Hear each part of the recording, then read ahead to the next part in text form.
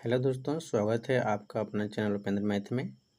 आज हमारा एक नया टॉपिक है उत्सर्जन तंत्र, जिसे हम एक्सक्रीटरी सिस्टम कहते हैं। हम इसको कंप्लीट डिटेल में देखने वाले हैं और सभी को डायग्राम के साथ देखेंगे और लास्ट में क्वेश्चन आंसर सेट भी लगाएंगे। यह आपके सभी परीक्षाओं के, जिससे आपका एसएससी हो, बैंक हो, रेलवे हो या कोई भी एग्ज़ाम हो, सभी के लिए महत्वपूर्ण होने वाला है। यदि आप हमारे चैनल पर नए हैं तो चैनल को सब्सक्राइब कर लें, बेल आइकन को दबा लें, ताकि हम जो भी वीडियो डालें उसकी नोटिफिकेशन आप तक सबसे पहले पहुंच जाए। अब हम उत्सर्जन तंत्र को समझ लेते हैं। इसमें हमारा सबसे पहले है उत्सर्जन यानी एक्सक्रीटरी।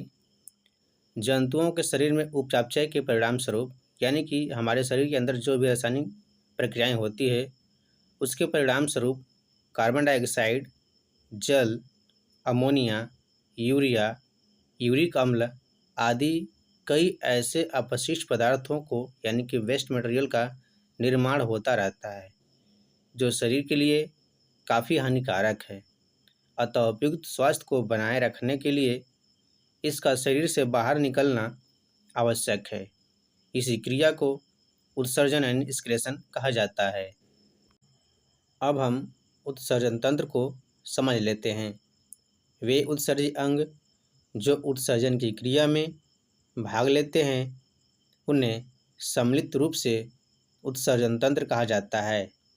इसमें जैसे हमारा स्किन हो गया, स्किन में श्वेत ग्रंथियों से पसीना निकलता है और जो आयल ग्रंथियां हैं उसके माध्यम से तेल भी निकलता है। जैसे हमारे चेहरे पर कुछ आयल ग्रंथियां हैं जिससे हमारा चेहरा चिपचिपा हो जाता है।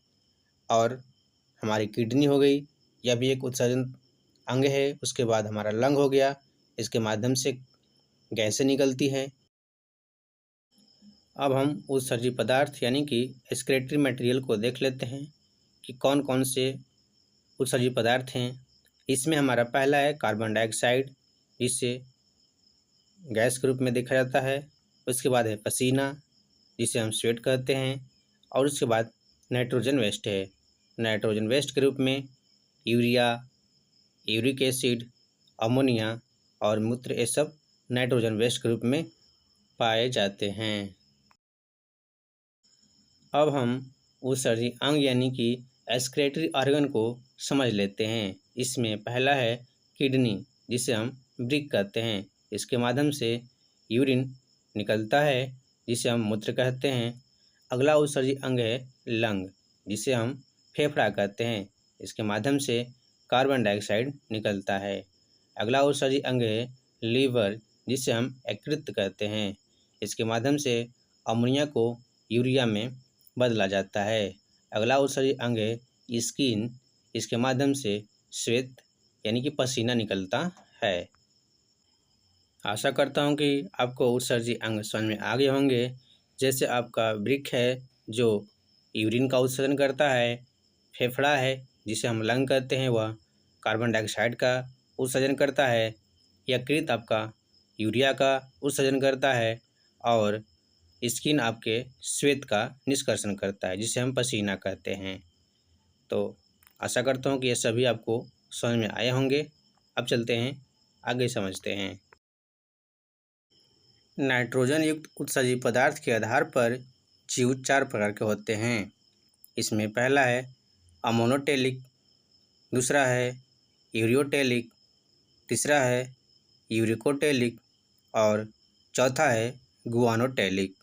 अब हम इन सबको बारी बारी से डिटेल में देख लेते हैं। पहला है अमोनोटेलिक। इन जंतुओं में उत्सर्जी पदार्थ अमोनिया होता है। अमोनिया अत्यधिक विषैला पदार्थ है, यानी कि टॉक्सिक सब्सटेंस होता है।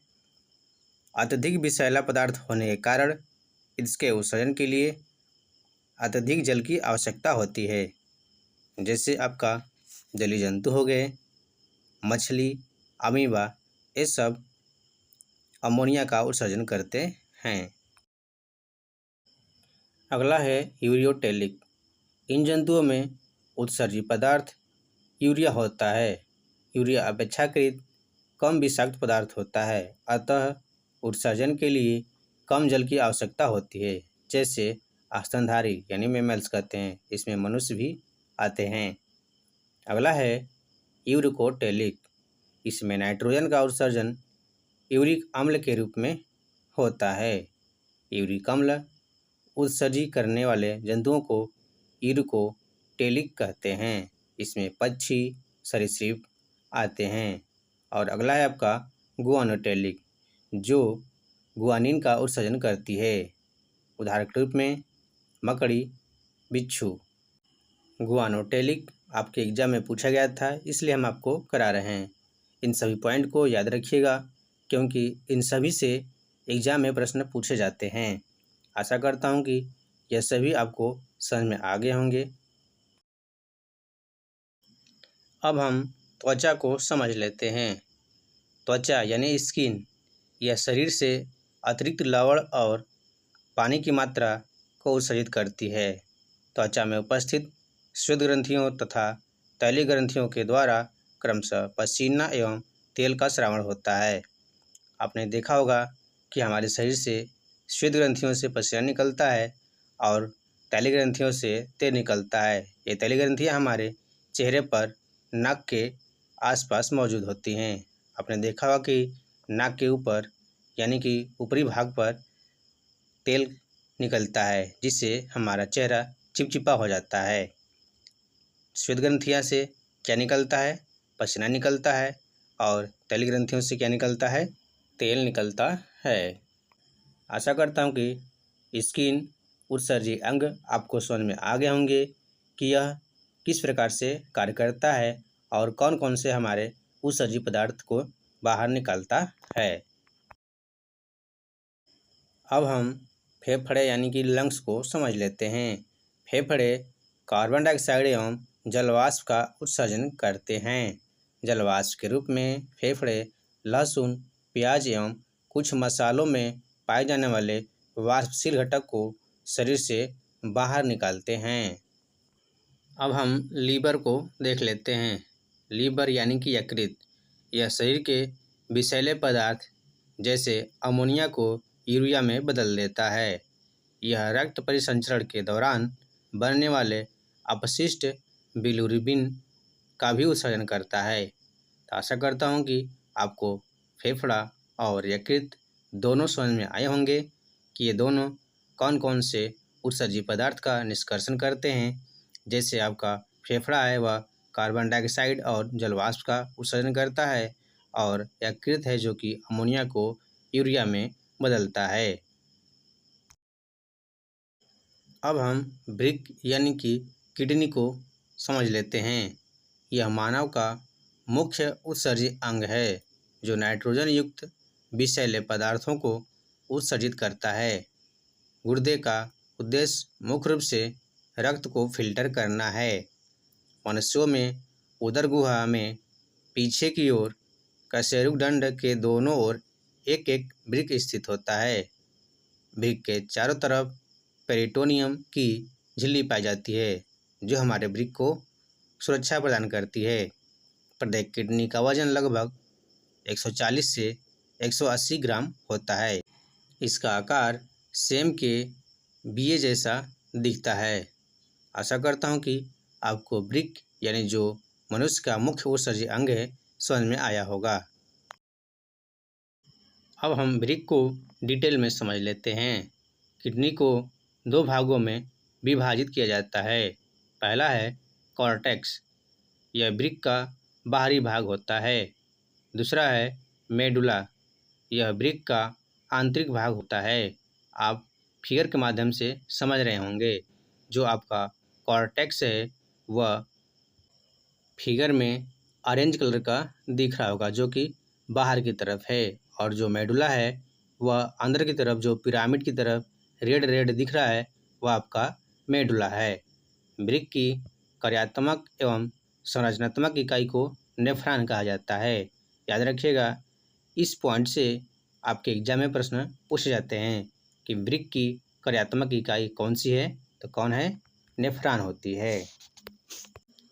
प्रत्येक वृक्क में लगभग 10 से 12 लाख सूक्ष्म एवं कुंडलित नलिका के रूप में नेफ्रॉन पाए जाते हैं। किडनी का अध्ययन विज्ञान की जिस शाखा में किया जाता है उसे नेफ्रोलॉजी कहा जाता है।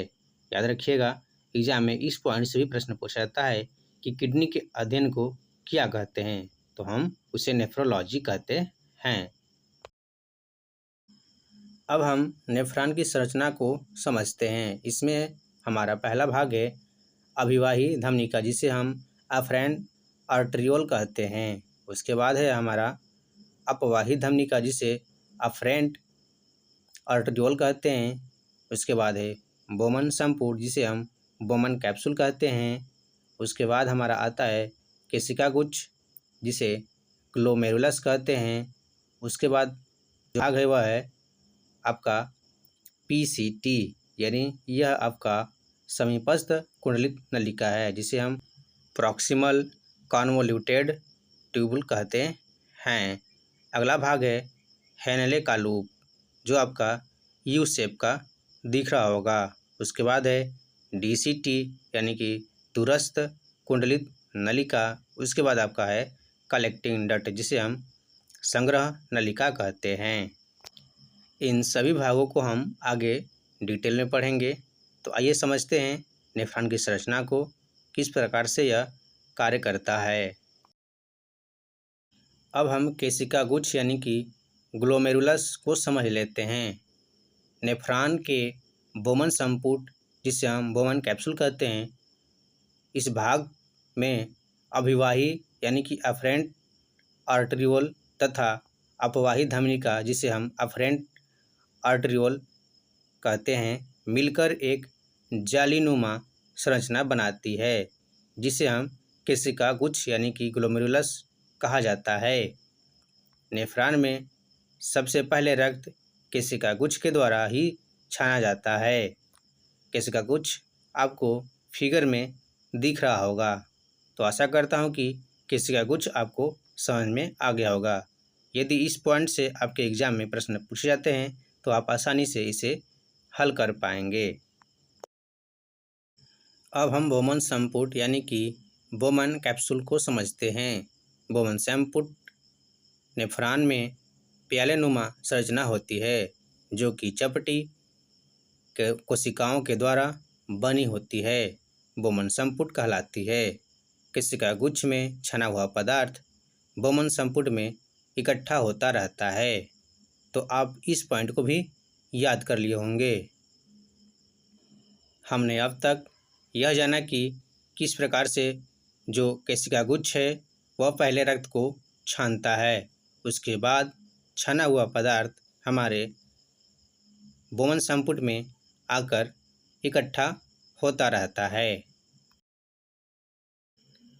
अब हम समीपस्थ संवलित नलिका यानी कि पीसीटी को समझ लेते हैं।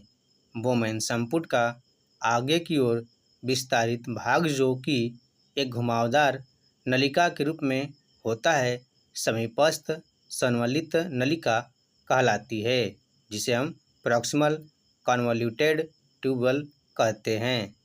यहाँ पर 70 से 80% जल, खनिज एवं बाइकार्बोनेट का अवशोषण किया जाता है। यह हाइड्रोजन आयन का स्रावण करती है, जिसके कारण मूत्र की प्रकृति अम्लीय होती है।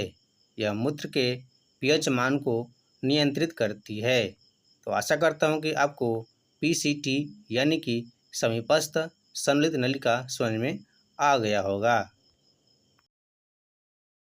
अब हम हेनले लूप को समझते हैं, जो कि यह यू आकार का संरचना बनी है।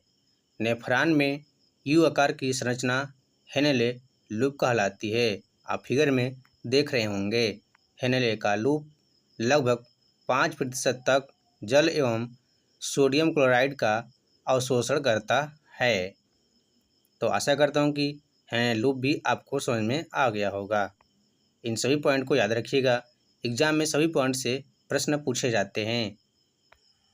हम नेफ्रॉन की संरचना को इसलिए डिटेल में बता रहे हैं क्योंकि एग्जाम में अब फिगर देकर आपसे पूछा जाता है कि यह कौन सा भाग है, इसलिए हम आपको डिटेल में करा रहे हैं। तो इन सभी पॉइंट को याद रखिएगा और सभी फिगर को ध्यान में रखिएगा।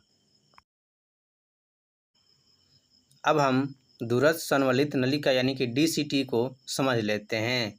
नेफ्रॉन का अंतिम भाग जो संग्राहक नलिका से जुड़ा होता है, दूरस्थ संवलित नलिका यानी कि डिस्टल कन्वोल्यूटेड ट्यूबल कहलाता है। यह लगभग 20% तक जल, लवण और कार्बनिक अम्ल का अवशोषण का कार्य करती है। यह भी आप फिगर के माध्यम से समझ रहे होंगे। अब हम अभिवाही धमनिका को समझ लेते हैं। अभिवाही धमनिका, जिसे हम अफरेंट आर्टियोल कहते हैं, ये रक्त को केशिका गुच्छ में पहुंचाती है। और अपवाही धमनिका, जिसे हम अफरेंट आर्टियोल कहते हैं, ये रक्त को केशिका गुच्छ से वापस लेकर जाती है। तो आशा करता हूं कि आपको अभिवाही धमनिका और अपवाही धमनिका दोनों ही समझ में आ गए होंगे। अब हम संग्रह नलिका को देखते हैं, जिसे कलेक्टिंग डक्ट कहते हैं, जो अंत में मूत्रवाहिनी से जुड़ा होता है। मानव नेफ्रॉन रक्त में मौजूद द्रव्य अपशिष्ट पदार्थों को यूरिन के रूप में निकालने में मदद करता है। फिगर के माध्यम से आप संग्रह नलिका को देख रहे होंगे। अब हम यूरेटर्स यानी कि मूत्रवाहिनी को देखते हैं। मूत्रवाहिनी के कार्य वृक्क से मूत्राशय तक मूत्र को पहुंचाना है। मूत्रवाहिनी चिकनी पेशी तंतुओं से बनने वाली नलिकाएं होती है, जो मूत्र को गुर्दे से मूत्राशय तक ले जाती है। ये आमतौर पर मानव वयस्कों में 25 से 30 सेमी लंबी होती है और यह मूत्रवाहिनी 2 पाई जाती है। तो याद रखिएगा, एग्जाम में पूछा जाता है कि मूत्रवाहिनी कितनी होती है मनुष्य में, तो वह 2 होती है। और आप फिगर में जो किडनी है वह आप देख रहे हैं कि यह सेम के बीज के आकार की दिख रही है। तो आशा करता हूं कि आपको मूत्रवाहिनी समझ में आ गया होगा। और मूत्रवाहिनी आगे चल के ब्लडर से जुड़ी है, जिसे हम मूत्राशय कहते हैं। मूत्राशय, जिसे हम यूरिनरी ब्लडर कहते हैं। यूरिनरी ब्लडर मनुष्यों में मौजूद एक खोखला अंग होता है, जो यूरिनेशन द्वारा यूरिन के बाहर निकलने से पहले किडनी से मूत्र को स्टोर करता है। मूत्र मूत्रवाहिनी के माध्यम से ब्लैडर यानी मूत्राशय में प्रवेश करता है और यूरेथ्रा के माध्यम से बाहर निकल जाता है। ब्लैडर को खाली करने की इच्छा पेशाब होने से पहले समान वयस्क मानव ब्लैडर 300 से 500 मिलीलीटर के बीच यूरिन को स्टोर कर सकता है। जब आपके ब्लैडर में 2/3 भाग यूरिन से भरा होता है, तब हमें पेशाब का एहसास होता है। यानी कि ब्लैडर जब 2/3 भाग भरा होता है, तब तंत्रिका तंत्र हमारे मस्तिष्क को मैसेज पहुंचाती है कि अब हमें यूरिन को यूरेथ्रा के माध्यम से बाहर निकालना चाहिए। अब हम वृक्क को और भी समझ लेते हैं। वृक्क में प्रति मिनट में औसतन 125 मिली और दिन भर में 180 लीटर रक्त फिल्टर होता है। मूत्र में जल 95%, यूरिया 2.7%, खनिज लवण 2%, यूरिक अम्ल 0.3% होता है। मूत्र का रंग हल्का पीला यूरोक्रोम के कारण होता है। मूत्र का pH 6 होता है, अर्थात मूत्र हल्का अम्लीय होता है। स्वस्थ मनुष्य प्रतिदिन 1.5 से 2.5 लीटर मूत्र का उत्सर्जन करता है। तो आशा करता हूं कि इन सभी पॉइंट को आप समझ लिए होंगे। वृक्क में बनने वाली पथरी कैल्शियम ऑक्जेलेट की बनी होती है। तो इस पॉइंट को आप याद रखिएगा, क्योंकि एग्जाम में प्रश्न इससे पूछा जाता है। जब वृक्क ठीक से कार्य करना बंद कर देते हैं, तब रक्त से अपशिष्ट उत्पादों और अतिरिक्त तरल पदार्थ को निकालने के लिए डायलिसिस प्रक्रिया का उपयोग किया जाता है। डायलिसिस एक ऐसा उपचार है जो मशीन का उपयोग करके रक्त को फिल्टर और शुद्ध करता है। आशा करता हूँ कि आपको उत्सर्जन तंत्र समझ में आ गया होगा। आज का हमारा थ्योरी सेक्शन कंप्लीट हुआ। अब हम देखते हैं क्वेश्चन आंसर सेट। यदि आप चैनल पर नए हैं तो चैनल को सब्सक्राइब कर लें और बेल आइकन को दबा लें ताकि जो भी वीडियो डालें हम उसका नोटिफिकेशन आप तक सबसे पहले पहुंच जाए। पहला प्रश्न है, मानव उत्सर्जन तंत्र में अपशिष्ट के निष्कासन के लिए निम्न में से चरणों के सही क्रम का चयन कीजिए। तो इस प्रश्न का आपका उत्तर हो जाएगा ऑप्शन सी। पहले वृक्क होगा, उसके बाद मूत्रवाहिनी, उसके बाद मूत्राशय, फिर मूत्र मार्ग। तो आशा करता हूँ कि यह क्वेश्चन आपको समझ में आ गया होगा। अगला प्रश्न है, पक्षी होते हैं तो क्या होते हैं? अमोनोटेलिक, यूरिकोटेलिक, यूरियोटेलिक या उपरोक्त में से कोई नहीं। तो इस प्रश्न का उत्तर हो जाएगा ऑप्शन नंबर सी, यूरिकोटेलिक होते हैं। अगला प्रश्न है, मनुष्य के वृक्क में पथरी बनती है तो किसकी बनती है? यह आपका हो जाएगा कैल्शियम ऑक्जेलेट की, यानी कि ऑप्शन डी हो जाएगा। वृक्क के पेल्विस में ऑक्जेलेट जैसे लवणों के क्रिस्टलों से बनती है। अगला प्रश्न है, मूत्र का पीला रंग किसकी मौजूदगी के कारण होता है? तो यह आपका यूरोक्रोम के कारण होता है, यानी कि ऑप्शन डी हो जाएगा इसका उत्तर। अगला प्रश्न है, यूरिया का निर्माण होता है तो यूरिया का निर्माण कहाँ होता है? तो यूरिया का निर्माण आपका यकृत में होता है, ऑप्शन सी हो जाएगा इसका उत्तर। अगला प्रश्न है, मूत्र का पीएच होता है तो मूत्र का पीएच कितना होता है? 6 होता है, यानी कि ऑप्शन ए हो जाएगा। अगला प्रश्न है, कौन सा अंग अमोनिया को उत्सर्जन के लिए यूरिया में परिवर्तित करता है? तो कौन सा अंग है? आपका यकृत। यकृत अमोनिया को यूरिया में परिवर्तित करता है, यानी कि इसका उत्तर हो जाएगा ऑप्शन बी। अगला प्रश्न है, नेफ्रोलॉजी निम्नलिखित में से किसके अध्ययन से संबंधित है? तो नेफ्रोलॉजी आपका वृक्क से संबंधित है। आशा करता हूँ कि आपसे भी क्वेश्चन बन रहे होंगे। यदि आपको सेशन पसंद आया तो वीडियो को लाइक, शेयर और चैनल को सब्सक्राइब जरूर करें और अपने दोस्तों को बताएं ताकि वो भी इस वीडियो का लाभ ले सकें। तो आज के लिए धन्यवाद। मिलते हैं नेक्स्ट सेशन में।